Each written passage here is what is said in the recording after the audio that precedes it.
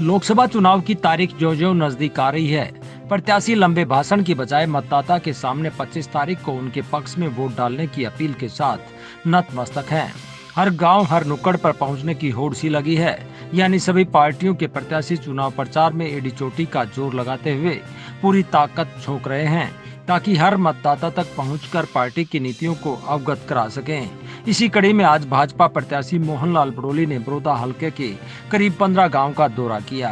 इस दौरान उनका ट्रैक्टर के काफिलों सहित फूलों की पंखुड़ियों से स्वागत किया गया।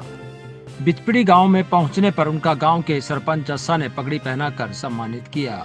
इस दौरान ग्रामवासियों ने उन्हें भारी मतों से जिताकर भेजने का भरोसा दिलाया। इस दौरान बड़ौदा हलका से पूर्व प्रत्याशी योगेश्वर दत्त ने कहा कि ये आम चुनाव नहीं, देश के बदलाव का चुनाव है और वो तभी संभव है जब आप मोहनलाल बड़ोली को वोट देंगे। एक वोट डाल के आपको विजयी बनाने का काम करेंगे।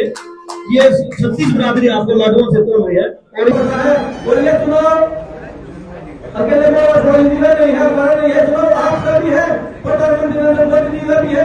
ये चुनाव पूरे हिंदुस्तान का चुनाव है, ये किसी पार्टी का चुनाव ना समझे। और जो हमारा मकसद है, हमारा लक्ष्य है हिंदुस्तान को विश्व शक्ति बनाना। प्रधानमंत्री जी का लक्ष्य है हिंदुस्तान को 4 चांद लगाने। वो तभी संभव है जब आप अपना कीमती वोट दें, जो आप प्रधानमंत्री मत देंगे और इनका लक्ष्य प्रधानमंत्री नरेंद्र मोदी जी को। वहीं मोहनलाल बड़ोली ने हम हैं मोदी का परिवार नारा लगवाते हुए मोदी सरकार द्वारा करवाए गए कार्यों को सबके सामने रखा।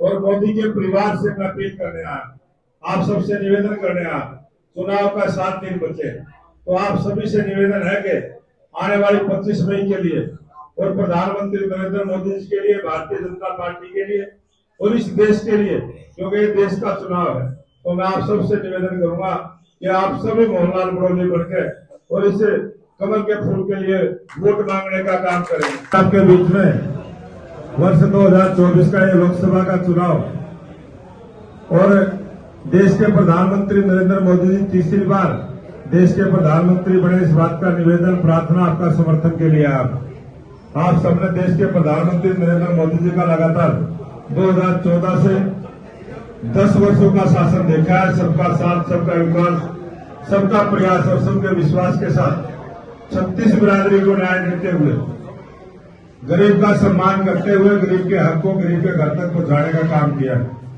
आप सभी ने पूरे देश में विकास को होते हुए देखा है, किस प्रकार से सारे देश में सड़कें बनी।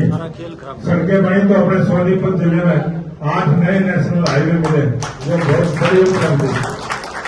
आप सभी ने खरखोदा में मारुति का प्लांट, रेल कोच फैक्ट्री का निर्माण बड़ी में और राय स्पोर्ट्स स्कूल को यूनिवर्सिटी का दर्जा, अनेक ऐसे काम हुए। बहुत सारी यूनिवर्सिटियां यहाँ बनी। 2014 में हमारे सोनीपत में 5 यूनिवर्सिटी थी, आज 14 यूनिवर्सिटी है। बहुत सारा विकास का काम हुआ और आप सभी ने देखा है कि जहाँ देश के 11 करोड़ किसानों को किसान सम्मान निधि देने का काम किया, वही देश के 80 करोड़ लोगों को 5 वर्ष तक मुफ्त राशन देने की योजना देश के प्रधानमंत्री नरेंद्र मोदी ने चलाई। ये गरीब की हितैषी सरकार है, कमजोर की हितैषी सरकार है। और मैं आप सबसे निवेदन करूंगा कि जो देश के प्रधानमंत्री नरेंद्र मोदी जी ने कहा था कि सरकार ने 4 वर्गों के लिए काम करना चाहिए, देश की महिलाओं के लिए, देश के किसानों के लिए, देश के युवाओं के लिए और देश में गरीब आदमी के लिए सरकार काम करे, यही सरकार की जिम्मेवारी होती है। इस दौरान उन्होंने जगत महान न्यूज से बात करते हुए कहा कि कल 3 बजे प्रधानमंत्री मोदी गोहाना में एक सभा को संबोधित करेंगे। उन्होंने कहा कि आज अनेक गांव में सभा थी, जहां पर सभी ने 25 तारीख को कमल के फूल पर मोहर लगाकर भारतीय जनता पार्टी को कामयाब बनाने का संकल्प लिया है। देश के लोकप्रिय प्रधानमंत्री नरेंद्र मोदी जी 18 तारीख को 3 बजे गोहाना में बाईपास पर एक बड़ी सभा को संबोधित करेंगे और आज बड़ौदा विधानसभा के 17 गाँव का प्रोग्राम है।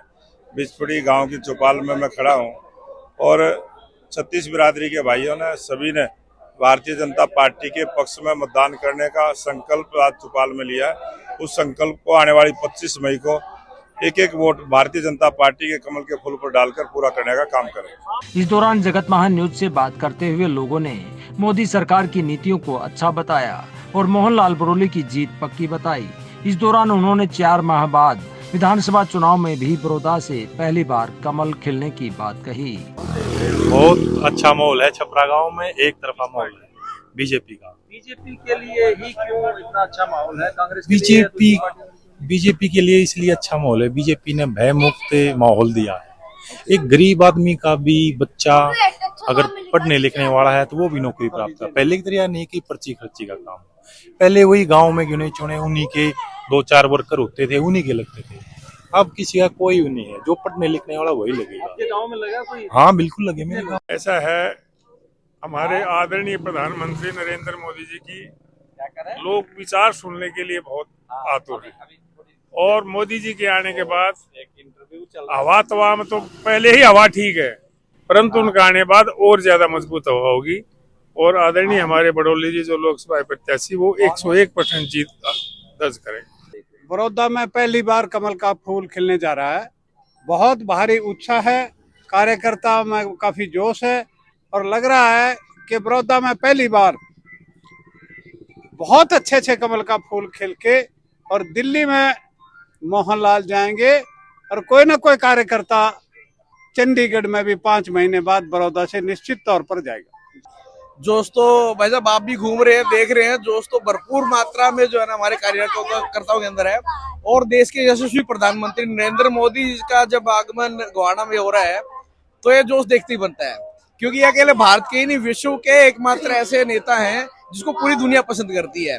और इसको देखने के लिए अकेला भारतीय जनता पार्टी के कार्यकर्ता ही नहीं, अकेले भारतीय जनता पार्टी के वोटर ही नहीं, पूरे मतलब जो दूसरी पार्टी को वोट करने वाले वो भी जो है ना मोदी जी को देखने के लिए आने वाले हैं। कितना असर पड़ेगा उनके आने के बाद? देखिए, जब भी हम किसी भी क्षेत्र में मोदी जी की का आगमन होता है तो एक मोहिनी मंत्र सा काम करता है, जो एक मोदी मोदी एक बीज मंत्र होता है ना, जैसे ऐसे काम करता है और पूरा का पूरा एरिया मोदी में हो जाता है। इसका पूरा 100% इफेक्ट जो है ना पड़ने वाला है इस मोदी जी के प्रोग्राम का, और रिजल्ट देखने को मिलेंगे। महान न्यूज के लिए बड़ौदा हल्के से तेजवीर सिंह की रिपोर्ट।